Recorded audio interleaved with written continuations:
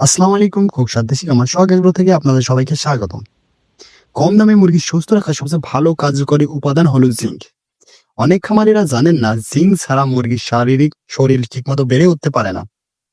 Zinc মুরগির রোগ প্রতিরোধ ক্ষমতা বাড়ায়, ফলে ভাইরাস ও ব্যাকটেরিয়া জনিত আক্রমণ কম হয়।